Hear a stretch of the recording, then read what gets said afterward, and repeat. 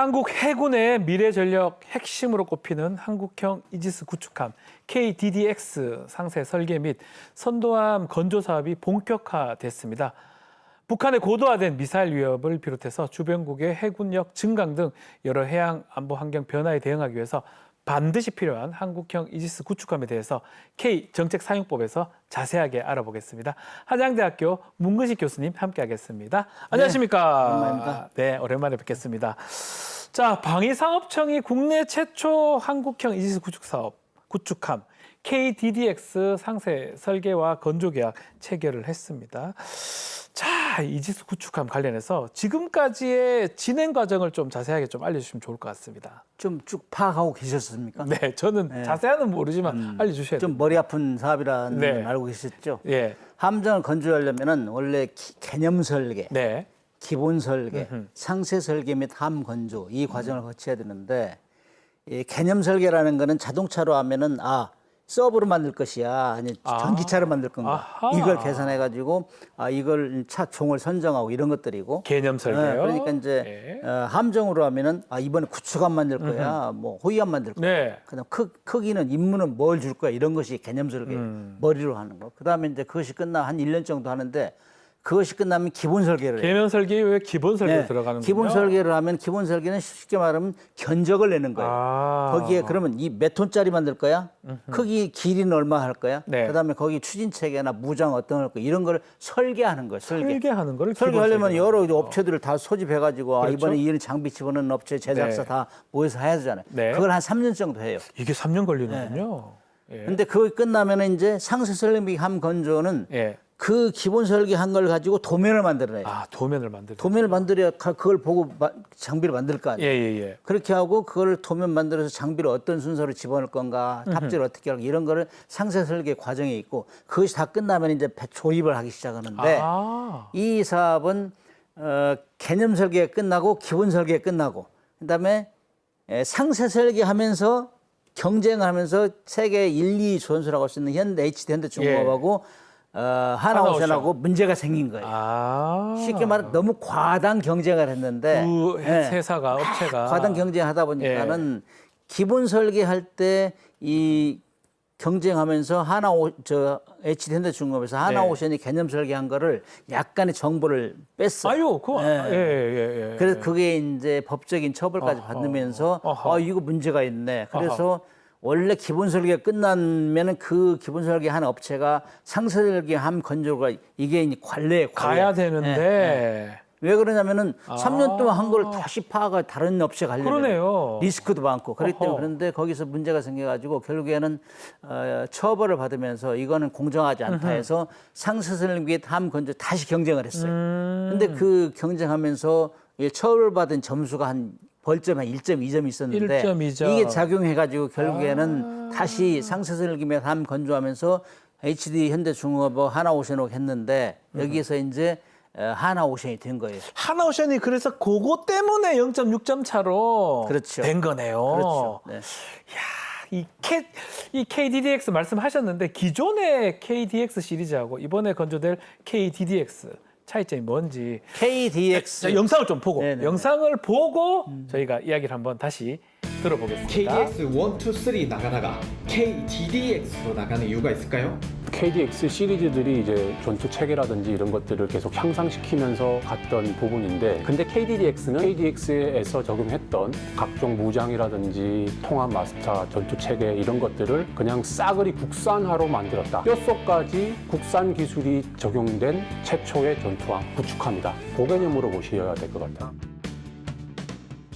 보니까 기존의 KDX 시리즈가 해외 다른 나라 기술로 만들어졌다면 이번에 건조될 한국형 이지스 구축함 이게 우리 기술로 만들어졌다 이런 것 같은데 일단은 뭐 기술 얘기하기 전에 KDDX 좀 어렵습니다. 어떤 군함인지 교수님 설명 좀 부탁드리겠습니다. KDX라는 코리안 디스트로이어 X는 experimental. experimental은 시험적으로 만든다. 네. 이런 거거든요. 그래서 KDX는 1, 2, 3가 있는데 토탈 9척을 6척에다가 12척을 만들어내는 거예요. 12척 KDX요. 그래서 이제 KDX 1은 3,900톤짜리, 네. 그다음에 2는 4,300톤짜리, 네. 그다음에 3는 지금 5척을 만들었어요. 네. 5척을 만들었는데 그거는 8,200톤짜리.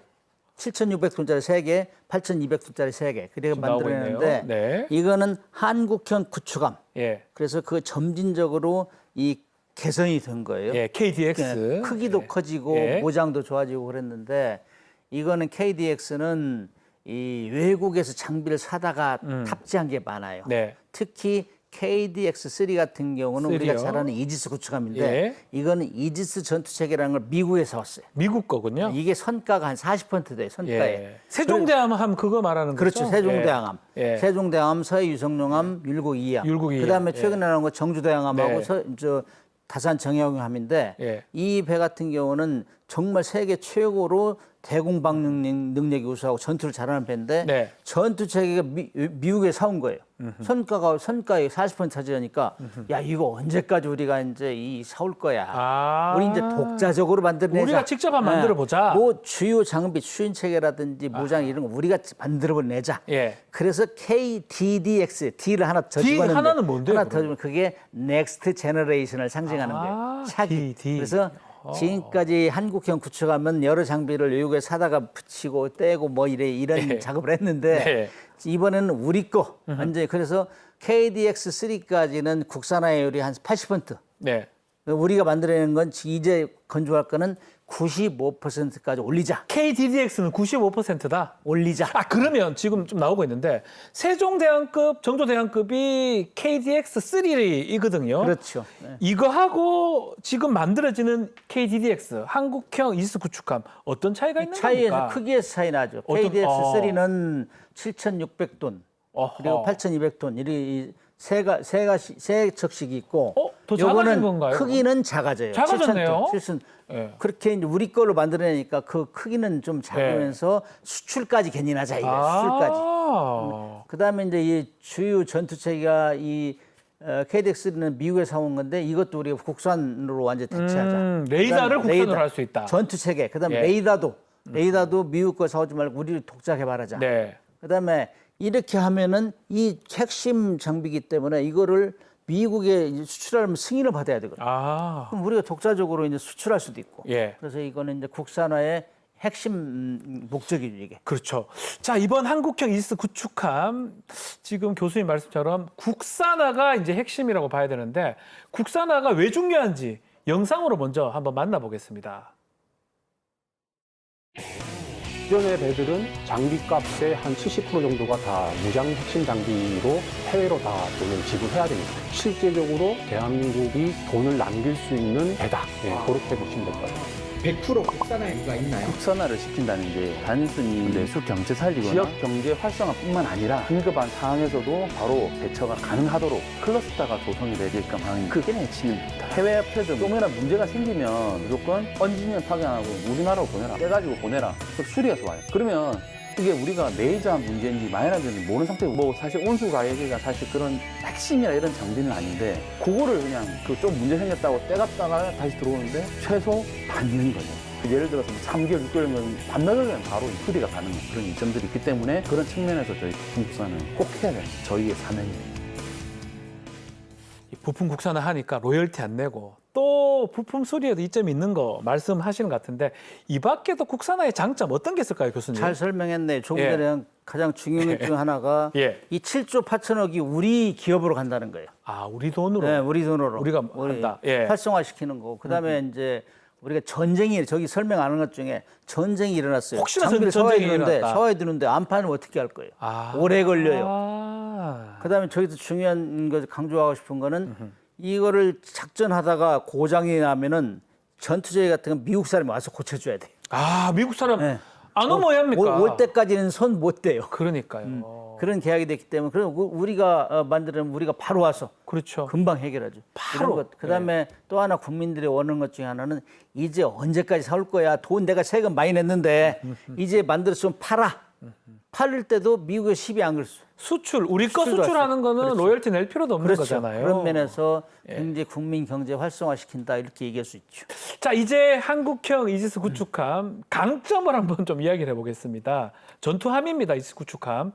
무장 체계가 가장 중요할 것 같은데 강해진 거는 맞아요? 공격 방어?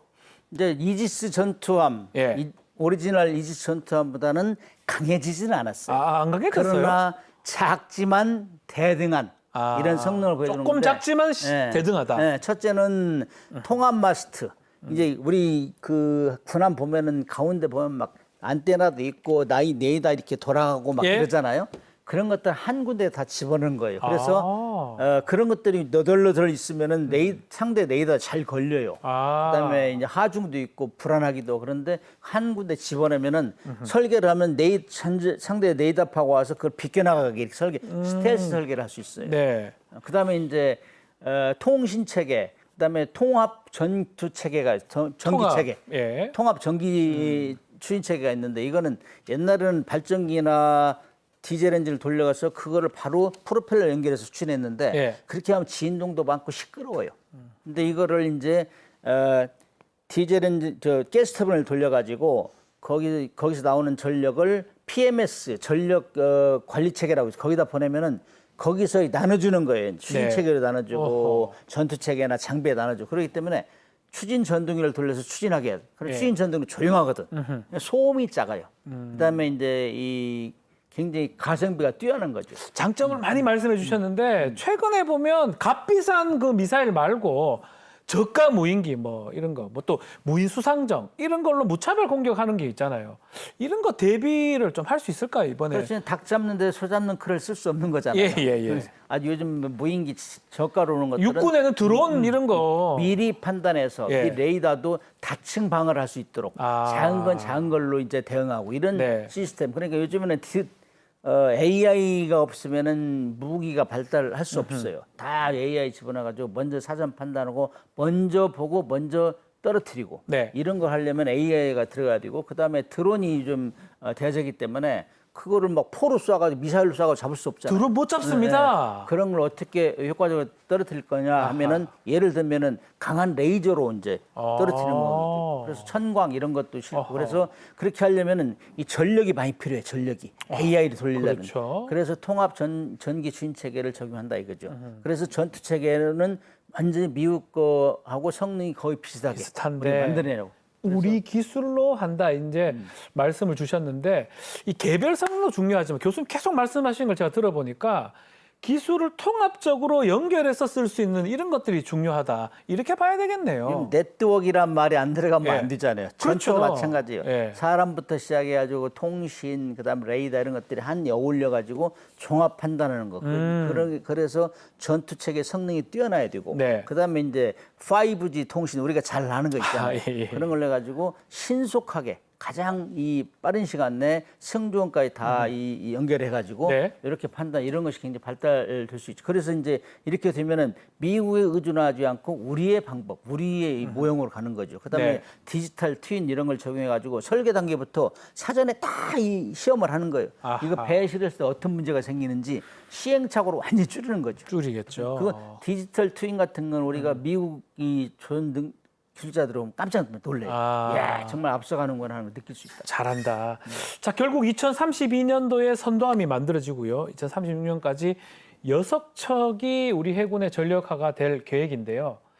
이게 완성되기 위해서는 결국은 선도함 한 척보다는 구축되는 후속함이 중요하다. 이건 어떤 의미입니까? 그러니 배를 지금 예. 방위사업청에서 아무튼 공식적으로 제가 이제 지적을 하는데 네. 이 사업이 한 2년 반에서 3년 지연됐어요. 그러면서 원가가 올라가고 원자재값 올라가고 환율 올라가면서 지금 굉장히 곤란에 처해 있어요. 네. 사업비가 너무 부족해요. 그래서 이거는 명품을 만들어야 돼, 명품을. 명품. 명품을 만들어 수출도 하기 때문에 이런 사업비를 잘 보전을 해줘야 돼요. 지금 어떤 배는 그 2년 반, 3년 지연되면서 이 장비 가격이 44에서 56%가 올라버린 거예요. 네. 반절이 오르면은 누가 장비를 납품하겠어요? 그러니까요. 나 이거 못 팔아도 그러니까요. 기업이라는 건 이윤이 남아야 되는데 예. 그래서 이런 것들을 연말에 이제 불용액이 이제 생기잖아요. 방위사청 이런 데서 그러면 모아가지고 이건 국가 전략 사업 성격으로 가야 된다. 여기를 일단 많이 집어넣어주자. 처음에 이제 초도금을 좀 많이 주자. 원래 돈을, 초도금이 예. 20%, 중도금 50%, 나머지 30% 이렇게 가는데 먼저 많이 주자. 그래서 이 여러 업체들이 선투자를 한 거예요. 이걸 보전해 줘야 돼요. 예. 그래야 양질의 배를 만들고 장비를 만들어 수출하지 그렇지 않고 막 쥐어짜면 야 선가 이거야 여기서 다 아껴 하면은 이건 불량품 나올 수밖에 없어요. 그렇죠. 이런 거를 잘 하면은 이것만 잘 사업 관리를 하면은 정말 우리 자주곡방에도 엄청난 기여를 하고 이제 안사화도 되니까 그다음에 이거를 팔을 수 있다. 팔으면은 이제 이 조만간에 전투함에서도 세계 시장을 석권할 수 있는 이런 찬스가 아닌가 이렇게 기대를 해봅니다. 자, 이번에 한국형 이지스 구축함 사업 시작은 우리나라 해양안보뿐만 아니라 K방산의 해외 진출에 교두보가 될 수 있다는 분석도 많습니다. 관련 영상 먼저 보시겠습니다. KDDX 6척이 완료가 되면 해외 시장으로 진출하기 위한 굉장히 중요한 배인 거죠. 구축함 같이 비싼 배를 대부분 자국에서 건조를 하죠. 대부분의 선진국들은. 근데 그 핵심 부품하고 핵심 무기 체계 이런 것들이 다 국산화 시켜가지고 컴팩트하게 딱 진짜 만들어 놓으면 고급 호위함급 금액으로 이지스 기능을 갖고 있는 배를 가질 수 있네? 이거는 뭐 경쟁 상대가 없다고 보는 게 맞아요. 지금 K방산이 이미 육상이나 K9이나 이런 것들은 인정받았잖아요. 드디어 이제 제일 덩치 큰 함정, 지구의 가장 많은 면적을 가져가고 있는 바다를 지배하는 함정의 K방산 시대를 여는 그 시작점이 될 수 있는 거죠. 자, 지금 보셨는데 이 한국형 이지스 구축함이 이 함정의 K방산 시대를 여는 시작점이 될 것이다. 이런 분석이 좀 많은데요. 실제로 태국의 차기 호위함 사업, 우리 업체가 많이 거론이 된다면서요.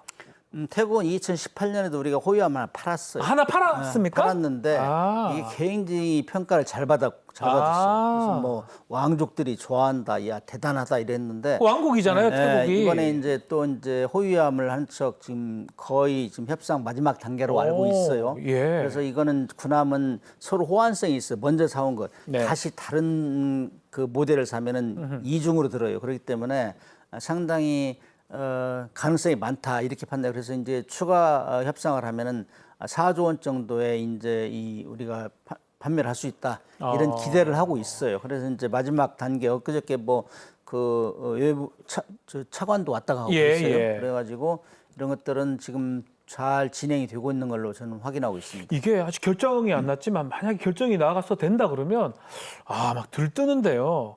만약 우리 업체가 선정이 된다 그러면 파급 효과가 어마어마하다면서요. 그렇죠. 이제 지금 군함 시장이 이제 이 활성화될 수 있는 모멘텀이 된 게 미국 이란 전쟁 때문에 미국 이란의 거의 해상력을 해군력을 뭐 격파했다 이런 얘기 하잖아요. 그래서 그 근처에 있는 그다음에 뭐 사우디아라비아, 태국, 뭐 위에 이런 데서도 지금 함정을 살려고 많이 해요. 그렇기 때문에 태국이 문을 열어주면은 이제 옆에서 이제 경쟁 국가들 뭐 이런 국가들은 또 손을 벌리겠죠. 또 어느 나라에 팔 수 있을까요? 어느 나라에? 사우디아라비아도 지금 추진 중인 걸 알고 중동에. 있고, 그다음에 뭐 필리핀은 계속 사가고 있고, 그다음에 이제 남미에도 페루, 칠레 이런 데서도 HD 현대중공업하고 하고 있고, 지금 조금 전에 말씀하신 태국 같은 경우는 하나오션에서 하고 있는 걸 알고 있어요. 그래서 우리가 각자의 장점을 살려서 현대하고 하나오션하고 싸우지 말고 해외 나가서는 힘을 합치고, 그다음에 한쪽이 강하면 살짝 물려주고 이런 지혜를 발휘해야 돼요. 그냥 우리 사실상 군함 건조에서 1, 2위 존속하기도 과언이 아니거든. 그래서 이렇게 하면은 조금 전에 기대하시는 대로 많은 함정을 팔 수 있지 않을까. 할 수 있습니다. 특히 KDDX 같은 경우는 만들기만 하면은 정말 대박 나는 거죠. 대박 납니다. 알겠습니다. 자, 오늘 말씀 여기까지 듣겠습니다. 지금까지 한양대학교 문근익 교수와 함께했습니다. 감사합니다. 네, 고맙습니다.